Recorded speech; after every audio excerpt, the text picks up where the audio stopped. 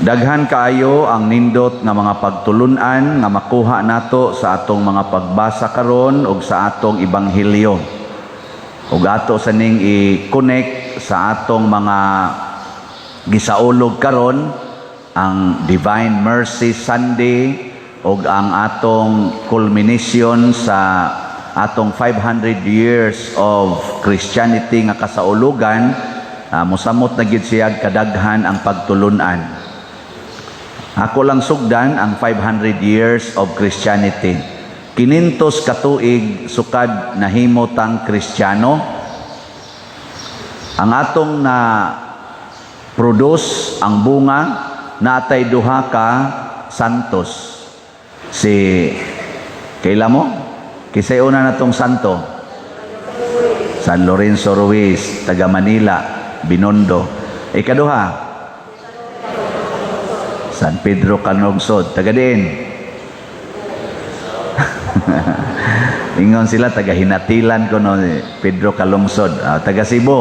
Mo nay final nga kaning historical nga paglukit sa iyang Pinoyanan. Si Lorenzo Ruiz na-apil sa mga martyrs nga nagmisyon sa Japan. Si Pedro Calungsod na-apil sad sa mga martyrs nga nagmisyon didto sa Guam. Kini siya usan ni kapagtimaan nga mao ni pruiba ba sa kaning giingon ni Hesus. Giingnan niya si Tomas, di ba si Tomas nituo man siya Ginoo ko og Dios ko sa dihang nakita na niya, pero katong wa niya makita si Hesus, gisultihan ra siya sa iyang mga kauban, ingon siya, di nako makita, di nako mahikap ang iyang samad, di kumtuo. Kita ang nagmisyon nato nga mga katsila, wa to magda sa samad og sa tinuod nga lawas og presensyas Ginoo. Ang ilang gida dinhi ang pagtuo, faith.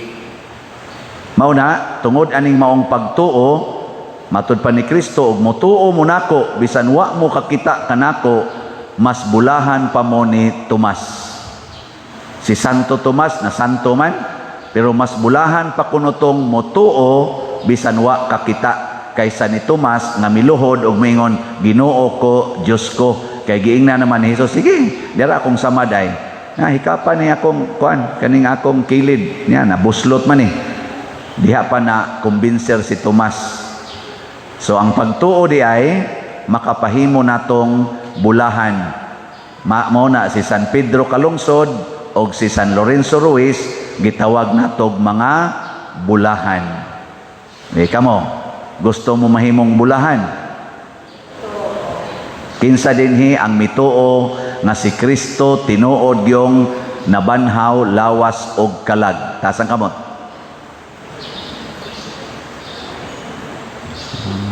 Ngano man mo dihang uban wa man mo pataas. Usbon ako ha. Kinsa ninyo dinhi karon ang mituo gyud nya kumbinsido gyud nga si Kristo nabanhaw, lawas og kalag. Taas. Kamot. O kana, mo na sakto. Pwede na mo mga matay. Nga naman, kay matud pa ni Kristo diri sa atong ebanghelyo, isangyaw niya, isuhat ni siya, nga ako nabanhaw o gibuntog ko na ang kamatayon, wala na'y gahom ang kamatayon kanako, mabanhaw rasad tong tanan, nga nagpakamatay kuyog nako. Muna si San Pedro Calungsod, si Lorenzo Ruiz, sila pamangduha atong na-recognize, pero napagoy daghan. Kanang nagpakamatay sila sama sa kamatayon ni Kristo, tungod kay nasayod sila og siguro sila nga mabanhaw. Kinsa man sa ninyo dinhi ang motuoron nga si Pedro Calungsod og si San Lorenzo Ruiz, tinuod yung nabanhaw, lawas og kalag, nya tuan na ron sa langit. Taas sa kamot. Adi na mo to? Sayop din simbahan di ay. Nasayop ang simbahan. Allah, patay mo diya. Mao na sa tinud-anay ang atong problema karon sa atong pagtuo, Bisag na human na taning 500 years natong pagsaulog, daghan pa kayo natong mga Filipinos, lay persons o pari, nga dili pa gustong mamatay sama sa kamatayon nga giagian ni Kristo. Daghan. Nga naman, nahadlok patas kamatayon. Hilingi ay mong tupad. Ina, gusto kang mamatay nga martir? Sige na gusto kang mamartir? Sige na. Oo, galiso day. Wa manggay mo mulingi sa inyong tupad. Bisas paglingi na lang, unsa nakag-imartir? Bisag paglingi, hadlok. Lingi tanang unta kailana, unta kailana. Unsa nakag-ingnon ka pagpamartir lang, pakulata lang. Samot nagyog kang dili mo tuman na. Nga naman, nagtuo manggod ta nga ang kasakit o kamatayon isip martir, usa ka dakong dimalas, usa ka dakong inhustisya, usa ka panamas-tamas sa atong kaugalingon, na kinahanglang yung ikihan na nato, kinahanglang protektahan nato atong kaugalingon, mao gid nay atong framework karon. No? Di man mo musanong. Mahobitan ng sigitag pangural sa tong balay kay para wagi mahitabo na tong dautan. Hinaot unta nga nangural ka kay para lang na sa imong pag-preserbar sa angay i-preserve pero di ka mahadlok mamatay. Pero kasagaran gyud butangan pag CCTV aron gyud di gyud mamiligro kana bang makalikay gyud ba mahina pa der kay sa dip amusod ang kawatan ilhan na nato daan ako mao day na purpose anang CCTV nyag nasa mahitabo pa der ato sang matris kay para ba makiha nato makuan mapasakaag kaso ebidensya man na siya mao day na siya nya gisugo ka na sa Ginoo ito bag gisugo basin sa gisugo, wa takibaw. Unsaon man nato pagkahibaw nga sugo na sa Ginoo. Basta ang maong buhat makapaduol nato sa Ginoo og mahimong suod og kuyog nato ang Ginoo. Sa unang pagbasa si San Pedro kuyog sa Ginoo, suod kay sa Ginoo. Unsa may nahitabo si San Pedro naliwat sa Ginoo. Tanang masakiton maayo, tanan nga mga giyawaan nga dad-o niya mga ayo. Hangtod na lang gud noon matud pas unang pagbasa ang anino niya inigagi gipahigda ang mga masakiton daplins dan kay inigagi ni San Pedro ug ni San Juan ang ilang anino makaayos masakiton og sa mga giyawaan nya naayo gyud kuno ang tanan nganuman kuyog nila ang Ginoo. Ninduta no? Kamo, inyong anino, makaayog masakiton. Basig inyong silingan, anino pa lang ninyo, kulbaan na, kay kani, maningil na sa nisutang. Basin, kamong mga ginikanan, anino pa lang ninyo, inyong anak, gikulbaan na, kani, nasaba na sa niron. Ang kuya og anino palaspari ang sakristan kulbaan na yaw-yaw na sa niron. Kana tang malipay ta og nana ang tao. Ano sa ara man ginamahitabo nga ang mga tao muduol na tog maayo nya magsigi og kanang pangayo og kayuhan kun ang Ginoo kuyog nato. Kana ra gyud. Kuyog gyud tas Ginoo. Nya kanusa na mahitabo kun kita magpuyo sa kinabuhi nga gipuy-an sa Ginoo. Unsa may iyang gipuy-an? Pagkamaluluyon. Matud pa sa atong tubag sa Salmo. Sa to? Pasalamati. Ano sa to? Pasalamatan. Pasalamati ang Ginoo kay siya maayo ang iyang gugma walay katapusan. Basta ninduta. Okay. Lingi ang imong tupad. Nya pangutan-a siya ing nahigugma kanako. Ina. Pangutan-a ba? Ina nahigugma kanako. Hoy, pangutana ba? Kana imong tupad ba? Pangutana. Ay, pagpili og naong, nahigugma ka nako. Di man guna, kamo sa no, ang inyong hunahunas gugma, kana rag yung sex. Dili na maoy. Si Kristo nahigugma na to, wa makig-sex na to. Law ay, kay tagunahuna, no? Angay tang maghigugmaay. Kay matud pa ni Kristo, paghigugmaay mo, sama sa akong paghigugma ninyo, nya kabahin sa paghigugma kana yung kaluoy nga way kondisyon. Maluoy ta, dili ta magsigig kalagot. Kita gud lagot man koy atong kasagarang himuon, di man kaluoy, kay wa man sa ta mahigugma. Muna nga kinahanglan gid ta usang mahigugma. The greatest commandment is love. Atong ingnon ato mga politisyan, paghigugma ay kamo sama sa paghigugma sa Ginoo kaninyo. Ano? Nya kita sang mga mubutar, maghigugma ay sadta, bahala nag mga pildi. Ito, total butar-butar man na. Ang importante diha ang paghigugma ay man. Ang mapildi, mohigugma sa nidaog. Ang nidaog, mohigugma sa mga napildi. Kanindot, ana. Igo raman tang nagbutar, aron mahibawan kinsa mao'y gipili sa atong nasod. Nya og kinsay gipili sa nasod og naghigugmaay ta, wa nay dinumtanay. Unsa man? Alagaray. Alagad. Oy, magdumot man noon ang nakadaog. Purti na masanong istriktuha, wa ako kadaog aning dapita, bantay lang gyud nako, wagi mo'y proyekto diya. Igagod nimo. Nya ang napildi sad mingon agitikasan ko ato ning atakihon, dauton ta gining yang administrasyon aron sunod mabati ning iyarong agib, igsunod kita na sa imdaog. Mga buangon sa mong otro. Adi na lang ta maghisgot anay, pero dool-dool na biyalang na. Ato lang hisgotan ang ato dinhing paghigugmaay. Unsa may atong pagpakita, pamalit mog slot. Kada lang, simple kay nas tanan. Paghigugmaay. Tanawa, bisan ang tanan wa gyud mamalit, pero dako na kay tag-agi sa atong paghigugmaay. Di ba?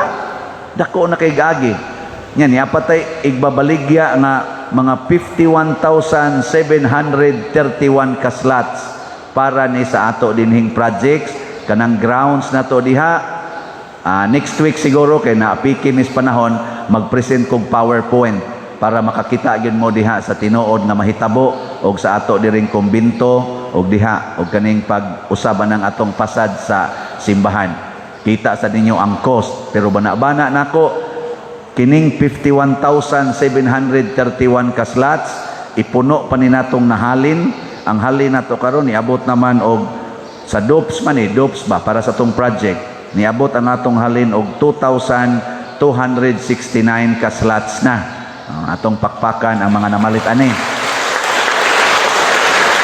Nya 54,000 gid ni tanan ka slots.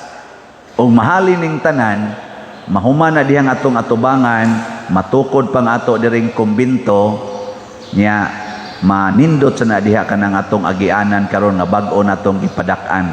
Kana lang tulo ka project usa diha sa tubangan og diri sa Loyo. Nya naama sa taroy mga balansi pa aning mga yuta ang atong gipalit, mabayran pud na tanan. Pagkadako nga grasya ana para sa katilingban dinhi ug sa mga sumusunod ang next 500 years gikan karon makabenepisyo ni ana kung kita maghigugmaay karon. Sige, himuan ning target na karong sulod sa duha ka buwan within 2 months makapalit kag usa ka slot 1,000 per slot. Sud sa duha ka buwan bagikan karon ayaw patapusa ang Mayo pagpalit yung usa ka slot. Nya ang imo sa mga anak tanan paliti sag slot, apil na nang dip ka maong mutabi. Nga naman, kay ang naay ang madawat na to ani divine unity sa to pa away, prosperity, kalambuan o satisfaction. Daghan rong mga tao way katagbawan silang kinabuhi.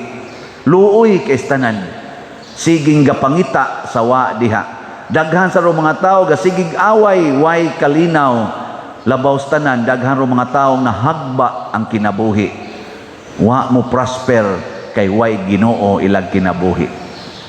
Paliti imong anak, imong bana, apil ang iyang kabit, paliti sad. Usa lang ka buok slat. Ana, mingon imong bana day, ako ra mang usa nganong giduha man ni mong palit ang slat. Isa, ang imo day ditong gihapyud-hapyud.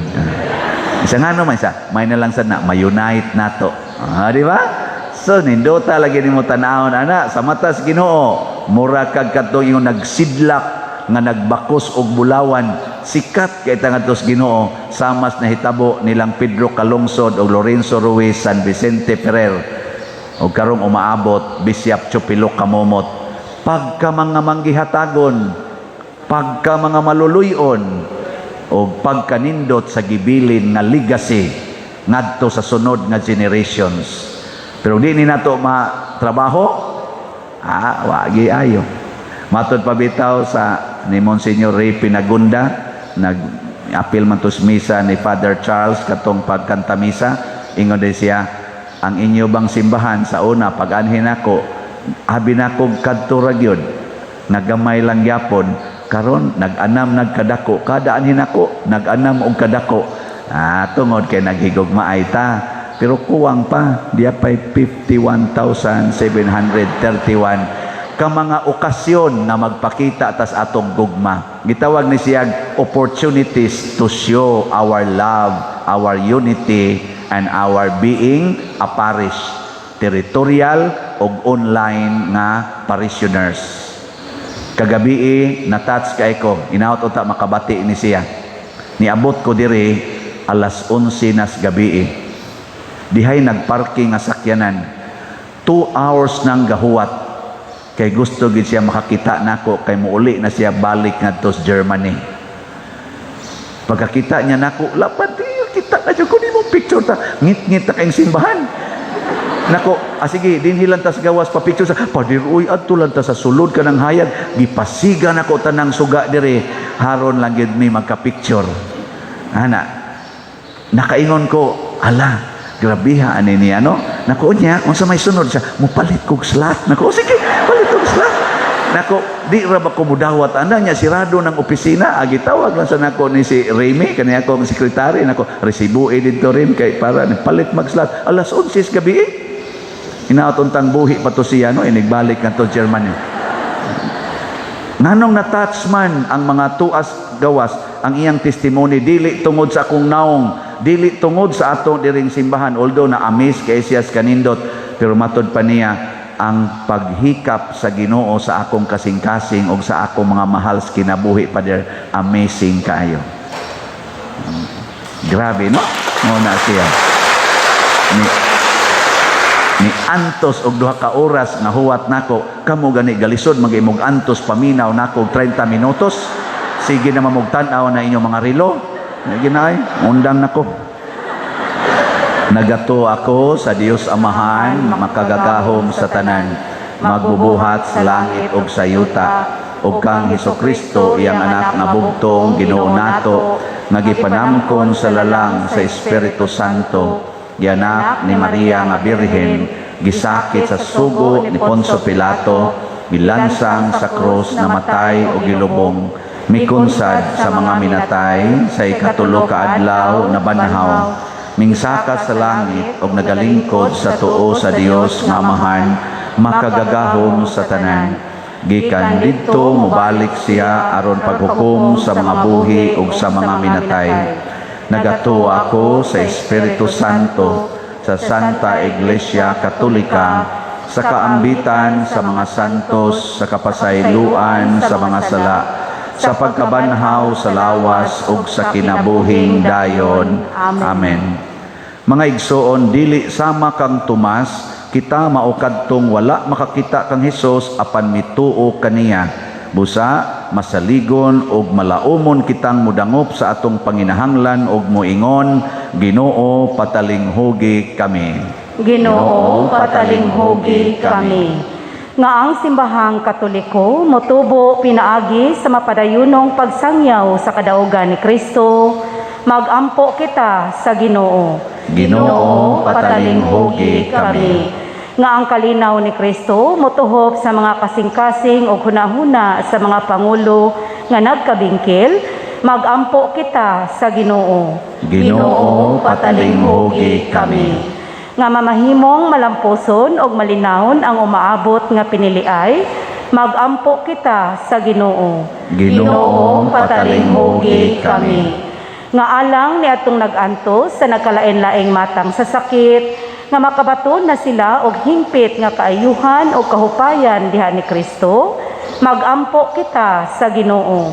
Ginoo, patalinghugi kami. Nga mahimong malampuson ang Second National Mission Congress karong Abril 17 ngadto sa 24, 2022 o karong adlaw nga motak-op sa pagsaulog sa 500 years of Christianity, magampo kita sa Ginoo. Ginoo, patalinghugi kami. Nga ang sulugoon sa Dios, Teofilo Kamumot, Obispo, mabayaw na sa kadungganan sa altar, magampo kita sa Ginoo. Ginoo, patalinghugi kami.